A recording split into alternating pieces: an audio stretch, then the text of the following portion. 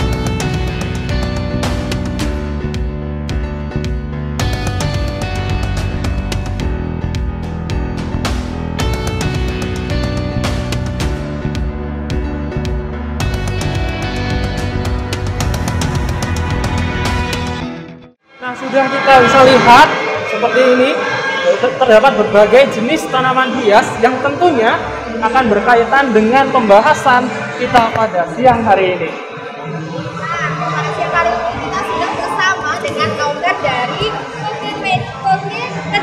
Kediri. Bersama Mas Diki. Selamat siang Mas Diki. Selamat siang. Apa kabar nih Mas hari ini? Alhamdulillah sangat baik ya bisa berjumpa dengan kalian. Alhamdulillah, dan seperti kita lihat ya Mas, ini seperti event-event gitu ya Mas ya? Ya. Apakah event seperti ini itu ada setiap saat ataupun tahunan atau bagaimana Mas? Biasanya buat event tanaman hias di Kediri, di kota Kediri itu biasanya sekitar maksimal 3 bulan sekali. Maksimal 3 bulan sekali. Ya.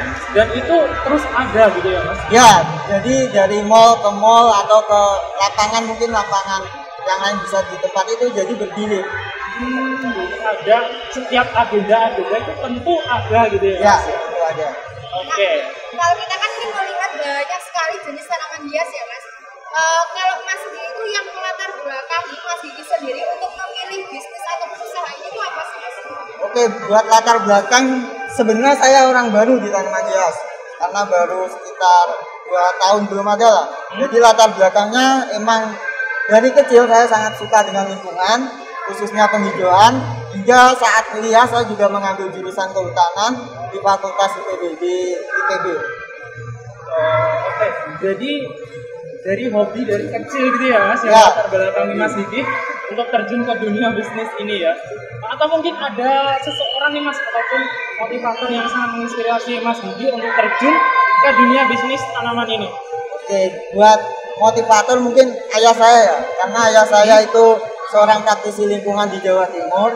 Meskipun berbeda bidang, beliau lebih ke pengomposan, lebih ke sampah, pengolahan sampah. Namun saya coba mengambil sisi lain supaya dari hasil sampah ini saya bisa manfaatkan di tanaman hias. Oh, jadi ada keterkaitan dengan ayah, kemudian mencoba hal yang baru gitu ya Mas? Benar ya? sekali. Mencoba hal yang baru, terjun ke dunia bisnis tanaman hias. Ya. Nah, tadi kan Mas Diki bilang sejak keluar kuliah kalau nggak salah ya. Ya. Itu dari situ atau memang Mas Gigi dari kecilnya sudah ikut ayah maupun apa? Jadi masnya itu dari tahun kapan mungkin? Buat bisnisnya Iya, atau betul. kalau untuk bisnis, kalau bisnisnya itu setelah kuliah. Sebenarnya saya terima bekerja di luar pulau, namun karena kondisi pandemi kemarin agak memperhatikan, itu akhirnya saya memutuskan untuk tidak mengambil dan coba menekuni bisnis tanaman hias ini. Dan akhirnya nggak tahu kenapa ketagihan sampai sekarang malah sangat menekuni sekali. Jadi pandemi kemarin menjadi salah satu faktor ya Mas Ya, titik Jadi, balik, Kak. kesan gitu ya untuk terjun ke dunia bisnis ini. Kemudian untuk sistem ya Mas, setiap bisnis kan tentunya ada sistem yang berlaku nih. Untuk sistem yang diterapkan oleh Mas Gigi untuk tanaman hias ini seperti apa Mas? Untuk pemasaran atau budidayanya, Semuanya, untuk pemasaran juga, Oke. budidaya juga. yang pertama mungkin untuk budidaya ya. Sampai sekarang untuk mungkin nanti pasokan atau suplainya tanaman hias saya pastikan 80% berasal dari hasil tanian sendiri. Nah, 20% ini untuk menambah jenis atau enggak kalau saya tidak dapat memenuhi permintaan pasar, akhirnya saya membeli buat indukan. Untuk pemasarannya berbagai cara sudah saya coba. Yang pertama lewat media sosial, itu sangat berpengaruh sekali. Dan yang penting ini, kita ada komunitas tanaman hias di mana kita bisa saling kerjasama buat penjualannya. Iya, jadi ada interaksi eksternal juga ya Mas, Ya, untuk harus. penjualan juga gitu ya. Nah, untuk Mas Gigi sendiri ini kan banyak sekali ya jenis, bisa kita lihat kan banyak sekali Ya. modelnya dan juga jenisnya. Untuk jenis-jenisnya itu apa saja sih dan juga yang diminati oleh kalangan masyarakat itu yang seperti apa nih? Oke, untuk yang diminati kalangan masyarakat, saya coba membagi masyarakat itu menjadi 3. Yang pertama yang tahu bunga dan kolektor, dia akan lebih ke tanaman hias yang mungkin langka, endemik, kalau enggak itu mutasi, hasil-hasil seperti warnanya, ya warna persilangan. Yang kedua itu masyarakat yang tahu bunga, tapi belum sampai untuk harga segitu, jadi di kelas menengah. Dan yang ketiga itu masyarakat yang belum tahu bunga. Nah ini ya sekedar suka aja sama bunga, itu lebih ke bunga-bunga yang biasa saja. Jadi untuk jenis yang variegata seperti di depan kita ini lebih ke kolektor. Nah ini dulu sempat satu daun itu sekitar 250. Satu daun Satu 250. daun. Nah tapi sekarang ini turun. Jadi ke masyarakat yang menengah tadi mungkin satu daun bisa 20 atau 30. Jadi ada turun naiknya lah. Naik turun gitu ya, Ya. Mas, ya. Tergantung apa juga jenis tanamannya, kurang lebih seperti itu ya Mas. Ya, Kemudian untuk bibit itu tadi ya Mas ya. ya. Untuk bibit tadi sudah Mas jelaskan dari tanam sendiri. Ya. Apakah ada bibit-bibit lain untuk memasok dari penjualan bisnis Mas ini? Oke, untuk bibit yang pasti kalau pertama harus beli dulu. Beli. Nah, ya. Jangan sampai mengambil di hutan seenaknya. Harus beli dulu, habis itu harus dibudidaya. Jadi kita perbanyak. Kalau emang circle-nya buat suplainya kita udah terpenuhi, jadi nggak usah beli lagi di luar. Nah untuk kalau ada pesanan banyak atau mungkin yang belum ada, baru kita beli ke supplier lain. Biasanya saya mengambil dari daerah Bogor dan Kediri sekitar juga masih lumayan banyak. Jadi menjadi primadona tersendiri ya. Jadi memang ternyata setiap orang atau setiap kalangan itu pasti berbeda-beda ya. Apalagi Jadi lebih para disesuaikan dulu dari konsumennya. lebih lagi untuk para kolektor ya, pastinya memahami sekali jenis-jenis bunga ini. Sampai tadi ini satu daunnya 250, sangat mahal sekali. Betul banget. Kalau itu untuk tingkat konsumennya sendiri menginginkan itu berarti memang dari mereka suka dulu ataupun mereka, jadi konsumen itu ada yang suka, ada yang hobi gitu ya Mas. Ada yang suka bunga, ada yang ikut-ikutan tren. Jadi sebenarnya itu sana kayak gengsi ya, di gengsi buat apa ya, buat memiliki tanaman, sama emang dari dulu emang hobi banget sama bunga. Dan juga bisa untuk mengisi waktu luang, merawat bunga gitu ya. Apalagi kan di pandemi seperti ini kan juga bisa jadi salah satu kegiatan juga gitu ya. Nah, Saya juga punya loh di rumah tanaman hias seperti ini, tapi nggak sebagus ini. Tapi punya di rumah. Kalau saya juga punya, tapi kalau saya kan kayak ikut-ikutan tren aja ya. Jadi di rumah Ini salah satu yang ya. kita hanya 1 bulan habis itu ayu kayak gitu. Oke, dan sangat banyak sekali ya jenis-jenisnya seperti ini.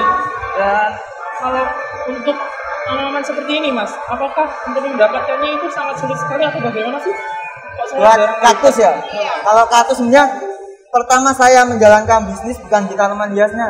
Tanaman hias itu baru 1 tahun ini, belum ada 1 tahun. belum ada 1 tahun Pak. Nah, sebelumnya itu lebih ke kaktus. Ada kaktus kecil kayak gini, sama kaktus yang besar-besar, koboi yang buat dekorasi kaktus.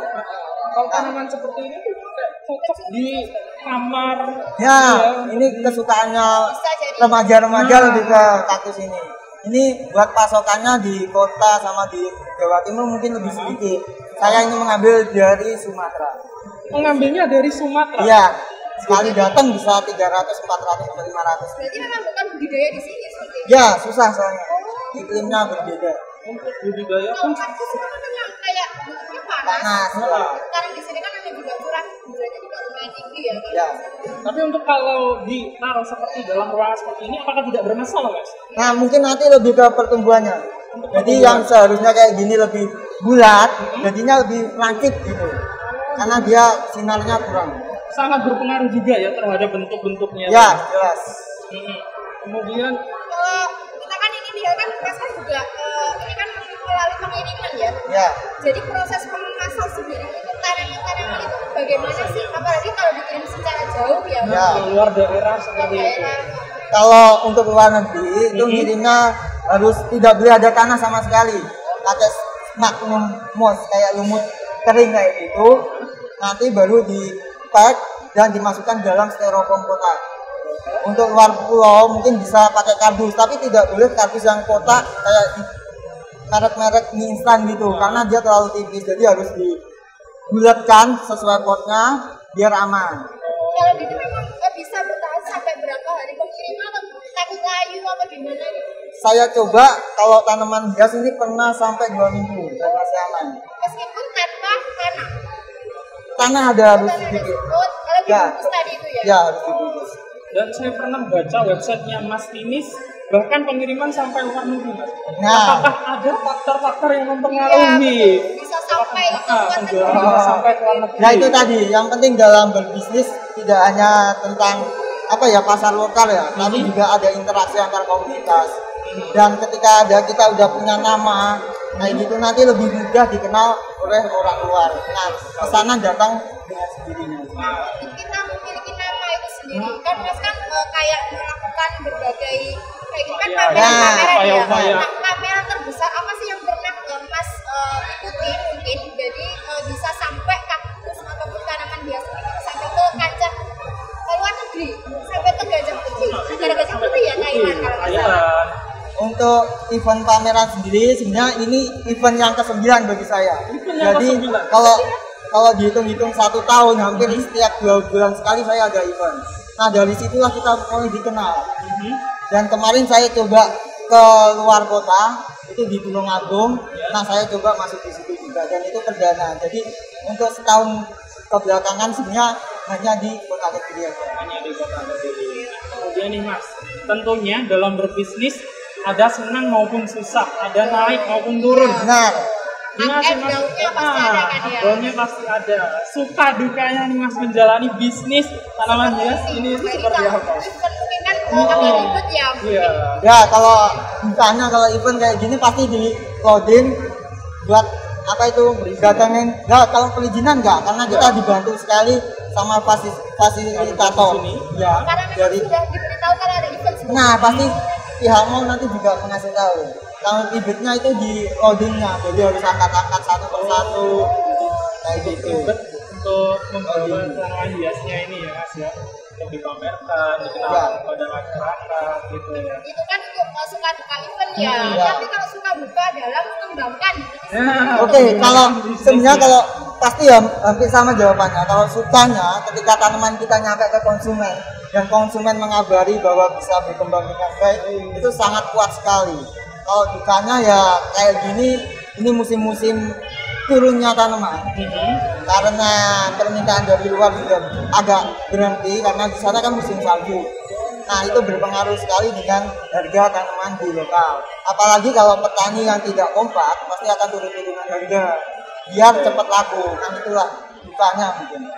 Oke, untuk event-event tadi kan Mas sudah menjelaskan ada beberapa event yang sudah Mas ikuti. Iya, betul. Mungkin ada beberapa prestasi yang mungkin Mas dapatkan untuk mengikuti event-event tersebut. Kalau prestasi belum, karena dalam event itu sebenarnya bukan kontes, jadi cuma kayak gini penjualan.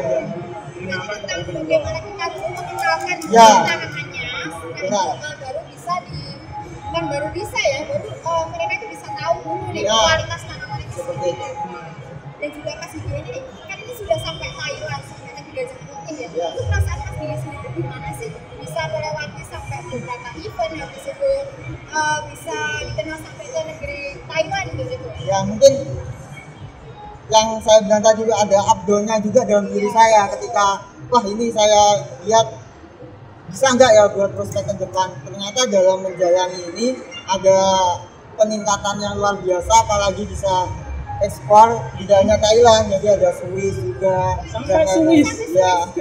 Jadi akhirnya ya timbul lagi semangat lagi dalam berbisnis. Berarti pernah sampai pada titik benar-benar titik saya udah gitu. Pasti pernah gitu. Pasti ada. Tapi titik baliknya itu juga Ada juga. Ya. Titik baliknya tentunya pasti ada juga. Gitu. Kemudian pendapat Mas nih tentang Kabupaten Kediri menjadi barometer tanaman hias terutama touring. Ya, untuk kayak apa ya, kayak unitnya Kediri ya, ikonnya Kediri, saya sangat mendukung sekali buat touring. Karena emang pemain touring di Kabupaten Kediri khususnya ya, itu sangat banyak sekali. Apalagi kalau itu bisa berhasil menembus kancah nasional lah, kita pasti lebih dikenal Kediri itu pusatnya touring dan pasti merambat ke dunia tanaman yang lain juga. Ini menjadi semangat tersendiri gitu ya Mas untuk Nah. memotivasi agar lebih mendalami lagi tentang dunia bisnis tanaman hias. dan untuk ini kan apa ya, kalau kita lihat kan bisnis tanaman hias kan memang bukan hanya satu dua ya Mas, tapi kan banyak sekali. Bagaimana cara Mas Didi sendiri untuk mempertahankan nih kualitas tanaman hias di mana banyak sekali di antara kita pesaing nih. Nah, benar. Untuk mempertahankan mungkin kualitas ya, jadi itu kuncinya itu harus budidaya sendiri sebenarnya. Jadi kita tahu perawatannya dari kecil sampai besar, nanti formula apa yang digunakan pada tanaman itu kita yang tahu. Nanti makanya muncul kayak unitnya, oh dari saya mungkin kualitasnya validatannya bagus, pertumbuhannya cepat. Nah itu yang saya menjadi kunci untuk sampai saat ini.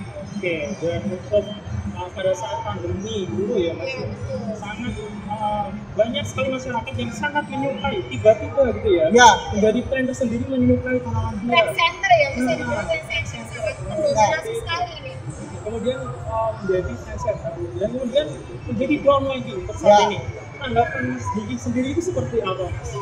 Itu sangat wajar ya, jadi kemarin karena ya tadi karena ikut-ikutan tren ini, tapi saya ada sisi positif yang sangat bagus dalam dunia tanaman hias.